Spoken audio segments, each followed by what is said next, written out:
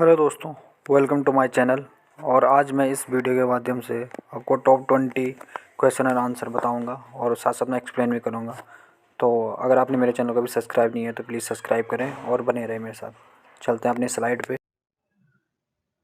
Okay दोस्तों, first number का जो हमारा क्वेश्चन हुआ है, tell about the content of the standard, मतलब ऑपरेटिंग जो हमारा स्टैंडर्ड ऑपरेटिंग प्रोसीजर है उसमें क्या क्या कंटेंट होना चाहिए। ये क्वेश्चन पूछा जाता है अधिकतर इंटरव्यू के टाइम पे।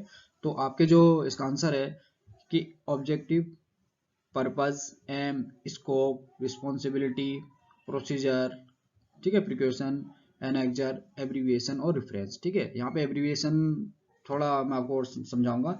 जैसे हम लिखते हैं कई बार नॉट मोर देन, तो नॉट मोर देन को एनएमटी लिख सकते हैं, लेकिन ये तभी लिख सकते हैं जब आपके एसओपी के एब्रीविएशन मतलब जहाँ पे आपकी शब्दकोश बोलते हैं जिस हिंदी में, इसे जहाँ पे लिखा हुआ है कि नॉट मोर देन का मतलब एनएमटी है, तभी आप अपने डॉक्यूमेंट में नॉट मोर देन लिख सकते हो। अगर नहीं लिखा है तो आप नहीं लिख सकते हो। ठीक है, तो इसलिए जब भी आप एसओपी देखो, एसओपी के लास्ट में देखो कि जो जो एब्रीविएशन आपके एसओपी में दे रखा है उसी एब्रीविएशन को आप सिर्फ यूज कर सकते हो रिपोर्टिंग के टाइम पे, नहीं तो आप नहीं कर सकते हो। ठीक है, रेफरेंस है, जैसे आईपी का रेफरेंस है, बीपी का, जहां भी आपका रेफरेंस है वो आप लिख सकते हो। ठीक है, सेकंड नंबर का क्वेश्चन है, why do you calibration an instrument eight interval, मतलब एक इंटरवल के टाइम पे, जैसे 3 मंथ 6 मंथ, इसमें हमें कैलिब्रेशन की जरूरत क्यों पड़ती है। ठीक है, तो इसके लिए हमारा it can be possible for instrument to drip out of accuracy, मतलब एक्यूरेसी के एक्यूरेसी जो उसकी प्रॉपर एक्यूरेसी है वो प्रॉपर एक्यूरेसी में ड्रिप प्रॉब्लम में आ सकती है।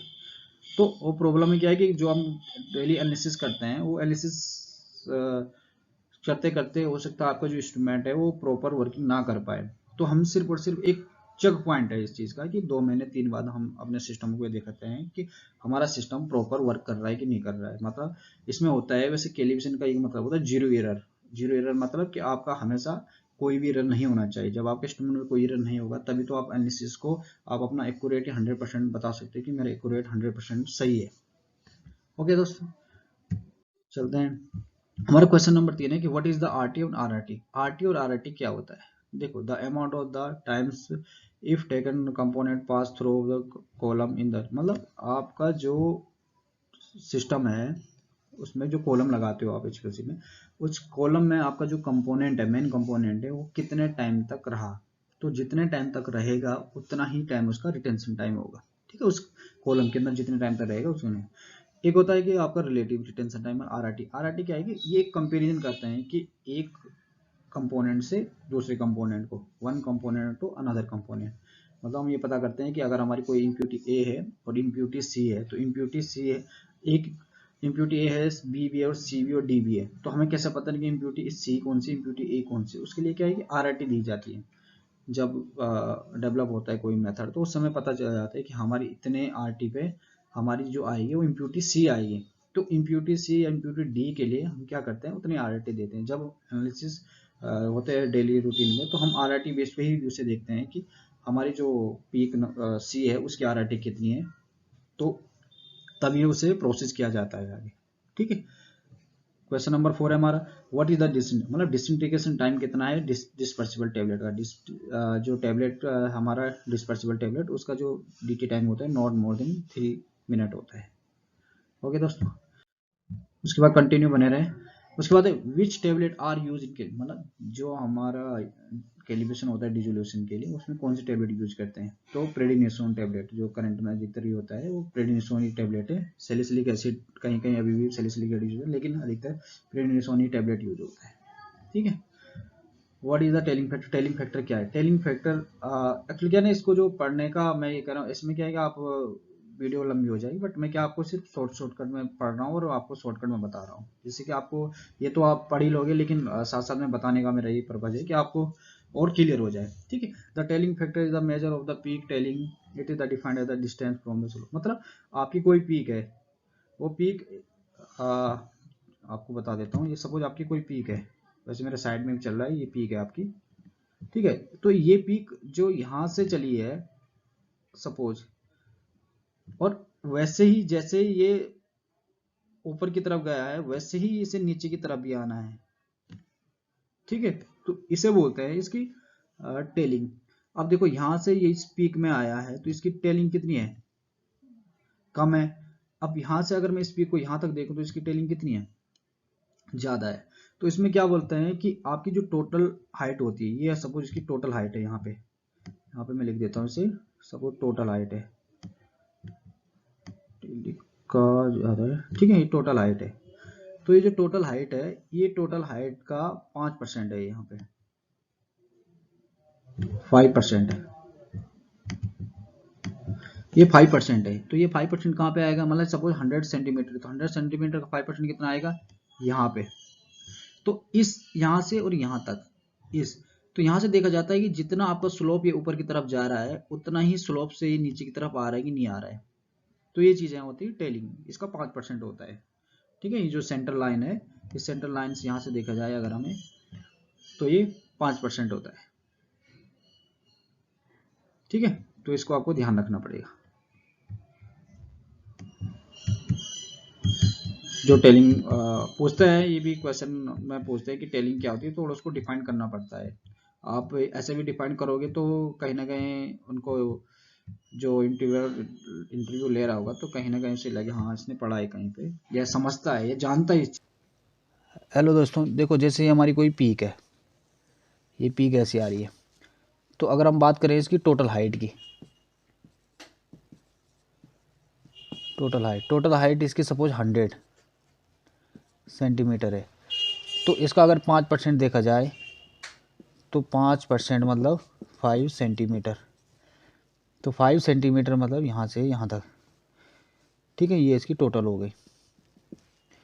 और ये क्या है कि इसको डिवाइड करता है इससे, जिससे ये देखा जाता है कि ये जो पीक है ये कितनी शार्प है, और ये जो पीक है ये शार्प है। तो इन दोनों के बीच का देखा जाता है। ओके, उसके बाद है what is the temperature of dissolution medium, मतलब डिसोल्यूशन टेम्परेचर कितना, जो मीडियम बनाते हैं उसका टेम्परेचर कितना होना चाहिए, उसका जो टेम्परेचर होना चाहिए वो 37 प्लस माने 0.5 होना चाहिए, ठीक है। How many stage are the dissolution test, मतलब डिसोल्यूशन टेस्ट में कितने स्टेज होते हैं। तो जो डिसोल्यूशन टेस्ट स्टेज होते हैं आपके कितने, S1 S2 S3, मतलब 3 होते हैं, S1 S2 S3। How many unit are analyse in each stage, कितने टेबलेट को हम यूज, या यूनिट जो भी है टेबलेट या कैप्सूल कितना हम यूज करते हैं। तो अगर आपका S1 में है तो 6 यूनिट है, S2 में 12 है, और S3 में है तो 24।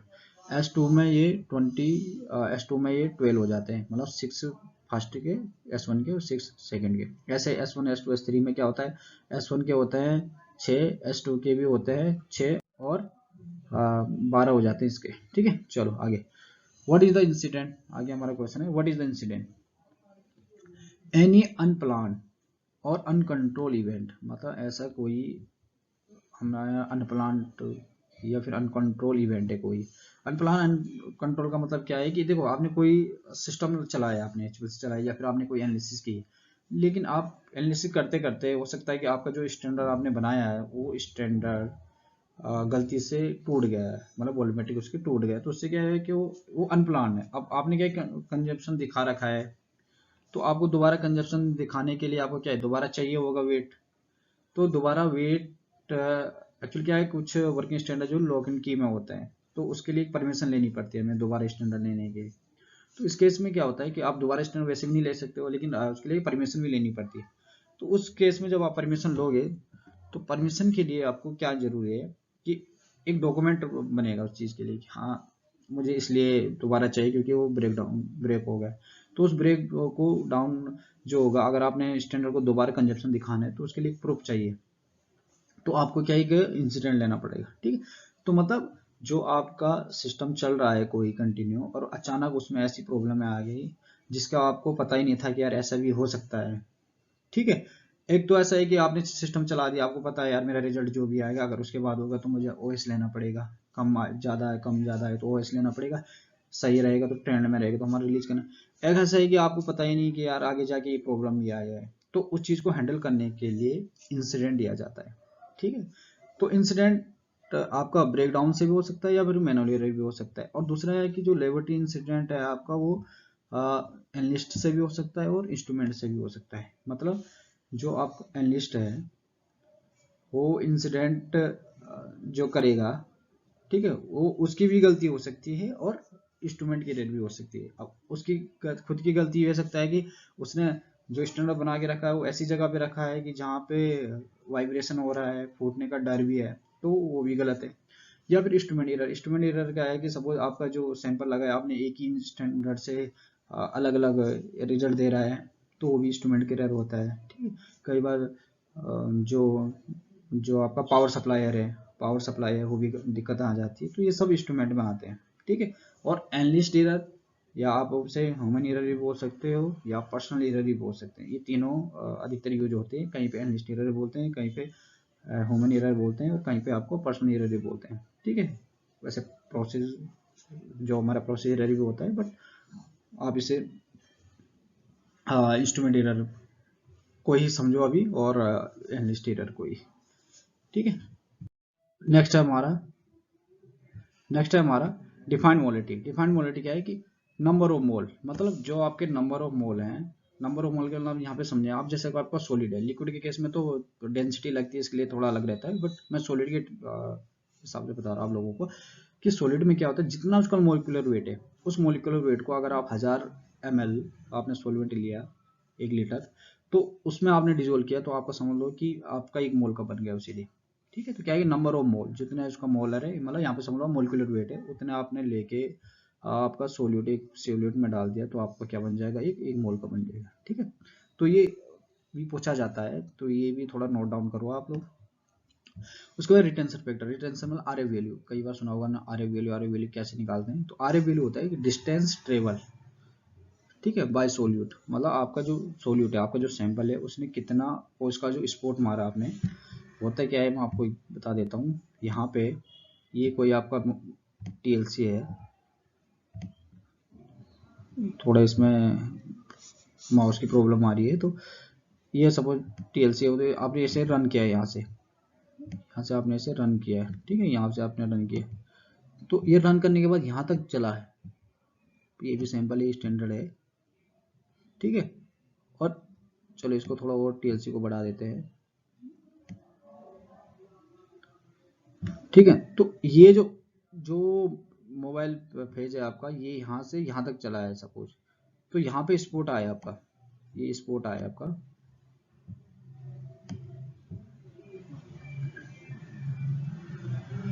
चलो इसको स्पॉट समझो।